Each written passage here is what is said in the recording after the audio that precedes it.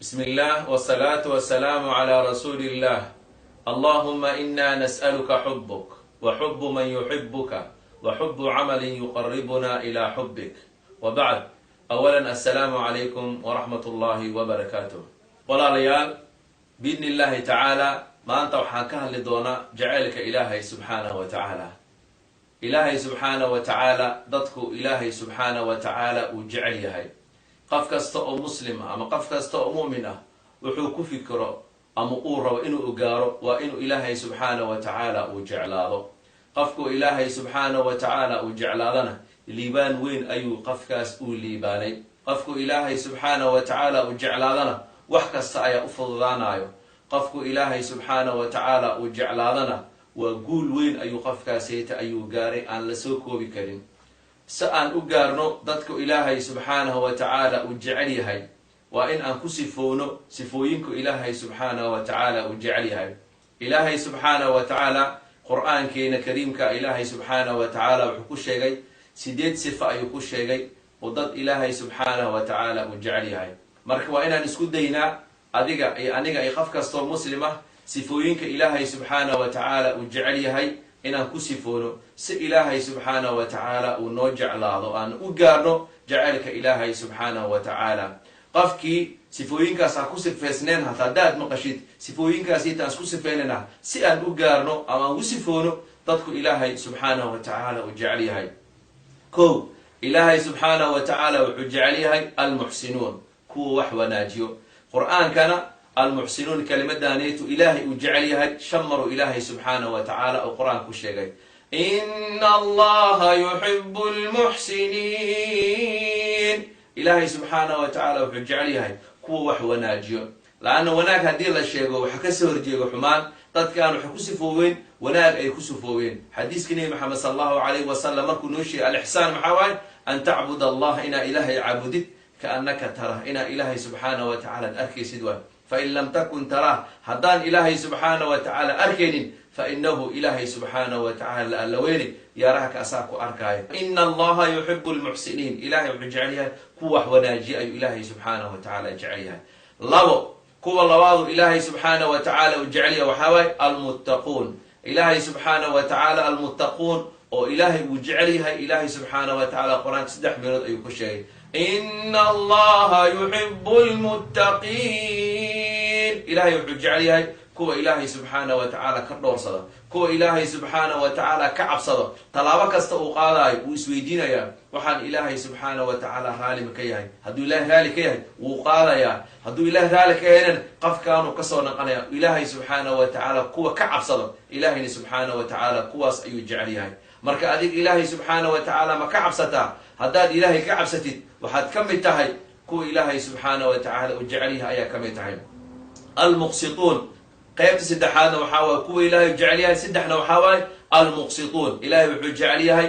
muqsit waxaa loola jeedaa kuwa cadliga sameeyo ama qofka cadaalada sameynaya ama kuwa toosan ama kuwa aan kuwa kale u hiilinaynin. qof kastaba xaqiisa siinaayo uusan fiirinaynin qofkaan qabiilkaaga waa, qofkaan isku qaraabaad tihiin, qofkaan waa iska saysiin. qof kasta wuxuu fiirinayaa cadliga, cadaalada ayuu fiirinayaa. cadaalada ayuu fiirinayaa. ilaahay muxuuna amray cadaalada. asoo ilaahay arkaayo camal ayuu cadaalad u sameynayaa. hebel ma ku jeeda miya? haa, cadaalad dara samey kastaaneet inta gasho waxaan maaray ma isdhahaayo. ilaahayna subxaanahu wa tacaala muxuu dhahay ina allaha yuxibu lmuqsitiin. ilaahay wuxuu jecel yahay kuwa cadaalada sameeyo aan qofba qof u hiilinaynin. ilaahay dartiisa cadaalad u sameynaya. ilaahay kuwaas ayuu jecel yahay waay. 4 qaybta 4aadana oo soo hartay ilaahay wuxuu jecel yahay attawaabuun. attawaabuuna maxaa waaye kuwa toobada aad u keena ama kuwa toobada badan. markastana ilaahay subxaanahu wa tacaala u toobad keenaya. dembi ha sameeyo yuusan samaynin. habeen kastaba ilaahay ayuu u taagan yahay ilaahayo dembigayga dhaaf, ilaahayo dembigayga dhaaf. hadduu dembi sameeyana nebi maxamed sal allahu calayhi wasalam wuxuu dhahay waatbici sayi'ata alxasana tamxuha. hadduu dembi sameeyana ilaahay subxaanahu wa tacaala hor uu toobad keenaa. kuwaasna ilaahay subxaanahu wa tacaala muxuu dhahay ina allaha yuxibu tawaabiin. ilaahay subxaanahu wa tacaala wuxuu jecel yahay kuwa markastaba ilaahay subxaanahu wa tacaala u toobad keena.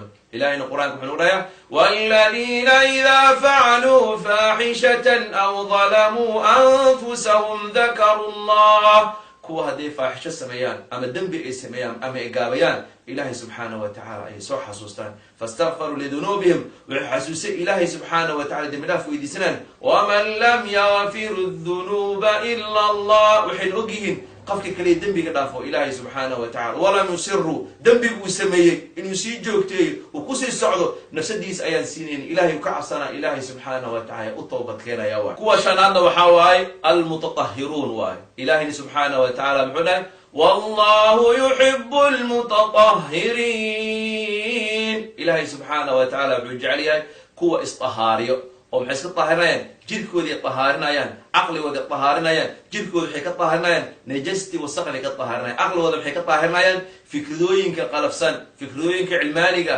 fikradooyinka diinta loo gafa ah ayuu ka طaahirinayaa, jirkiisa iyo caqligiisa ayuu طaahirinayaa. marka aلطahaaratu min aliimaan, iimaanka ayay ka mid tahay طahaarada, saas ayuu og yahay ilaahay subxaanahu wa tacaala. kuwa isطahaariya ayuu ilaahay subxaanahu wa tacaala u jecel yahay. kuwa lixaadna waxaa waaye oo ilaahay subxaanahu wa tacaala u jecel yahay alsaabiruun. wallahu yuxibu الصاabiriin, ilaahay subxaanahu wa tacala wuxuu jecel yahay kuwa sabro, ilaahay subxaanahu wa tacaala uu jecel yahay. sabarkan culimmadiina waxay u qaadeen saddex qayb ay u qaadeen. kow maxaa waaye alsabru cala taacati illah, in lagu sabro daacada ilaahay subxaanahu wa tacaala, inuu qofkii soo kaco, salaadii u tugto, waajibka ilaahay subxaanahu wa tacala amr inuu qofku ku sabraya loo baahan yahay. laban waxaa waaye alsabru can ilmacsiya, macsiyada ilaahay subxaanahu wa tacaala, wax kastoo ilaahay subxaanahu wa tacaala xaaraam dhahay inuu qof ka sabro, maal xaaraam ah, shahwooyinkiisa, wax kastoo xaaraam inuu qof ka sabro. saddex waxaa waaye alsabru calaa maa qadara allah, cala almasaa'ib, wixii kugu dhaco oo qadarta ilaahay subxaanahu wa tacala inuu qofka ku sabro ayaa loo baahan yahay. markaasna ilaahay kuwa saa u sabrana ilaahay subxaanahu wa tacaala kuwa jecel yahay ilaahay subxaanahu wa tacala uu ka mid yahay waay. toddobaa noo soo hartay. toddobana waxaa waaye almutawakiluun, kuwa ilaahay subxaanahu wa tacaala u tala saarta waayo.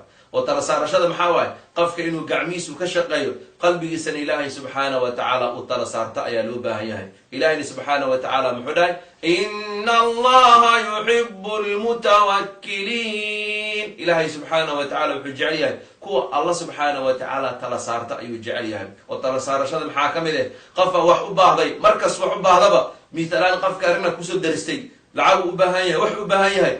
dadka qaar marka wax kusoo darsaba ismarkab telefon wacaya, hebel saana ugu dhacday, lacag aan bahane, dad ayuu wacayaan. kan marka wax kusoo zaa'idaan ilahay u tala saaranaya, wuu weys qaadanaya, marka waad ilaahay iu baryaya, ilaahay rabbi raxmaano adaan ku tala saartay. kadibna waxaa waaye dadka kale ayuu wacaya, marka bilaagu yuu tala saaranaya ilaahay subxaanahu wa tacaala. kuwaanoo kuwa ilaahay subxaanahu wa tacala u jecel yahay. kuwa sideedaadna waxaa waaye waa kuwa ilaahay subxaanahu wa tacaala dartiisa u dagaalamaya. ilahayna subxaanahu wa tacaala muxuu dhahay ina allaha yuxibu aladiina yuqaatiluuna fi sabiilihi, ilaahay subxaanahu wa tacaala wuxuu jecel yahay kuwa u dagaalamayo ilaahay dartiisa, jidka ilaahay subxaanahu wa tacaala ku dagaalamayo, dalkooda difaacayo ayuu ilaahay subxaanahu wa tacaala kuwa ayuu jecel yahay. kuwa ilaahay dartiis u dagaalamayo, kuwa ujeedo kale u dagaalamaynin, mansab iyo maal iyo wax kale u dagaalamay, ilaahay dartiis wadanka u difaacayo, kuwaas ayuu jecel yahay. jihaadka culimmada qaarna waxay dhahayaan jihaadu nafsi ayaa jiro, oo qofka wuxuu la dagaalamaya nafsadiisa ayuu la dagaalamaya. ilahay wuxuu leeyahay waladiina jaahaduu fiina, kuwa ilaahay dartiis u dagaalamaya, nafsadiisa ayuu la dagaalamaya, xumaantu la dagaalamaya, fikrad kastoo qalafsan, wax kastoo ilaahay raali ka ahayn ayuu la dagaalamaya. qofkii doonayo inuu ilaahay subxaanahu wa tacaala u jeclaado, sideedan sifood hadda aan soo sheegnay ku sifow, ilaahay subxaanahu wa tacaala ku jeclaanayo. haddii aan ka mid ahayn sideedan sifoodna hooyinkaasiydan waxaa waaye ka mid noqo, oo sifooyinka inaad ka mid naqatid isku day oo ku dadaal, mid ka mid ah hataa noqo. marka ilaahay subxaanahu wa tacaala ayaan waxaan weydiisanaynaa inuu ilaahay subxaanahu wa tacaala uuna jeclaado, oo jacaylkan ilaahay subxaanahu wa tacaala waa gaayata kulli muslim. qof kasta oo muslim mu'min waxaa waaye hadafkiisa ama yoolkiisa waxaa waye inuu ilaahay subxaanahu wa tacaala uu jeclaado, oo ilaahay subxaanahu wa tacaala raali ka naqdo. marka ilaahay subxaanahu wa tacaala ha naga dhigo kuwa ilaahay subxaanahu wa tacaala dartiis isku jecel, iyo kuwa ilaahay subxaanahu wa tacaala jecel wuxuu ilaahay subxaanahu wa tacaala jecel yahay. wa aakhiru dacwaana an alxamdu lilahi rabbi alcaalamiin, wassalaamu calaykum waraxmat ullahi wabarakaatuh.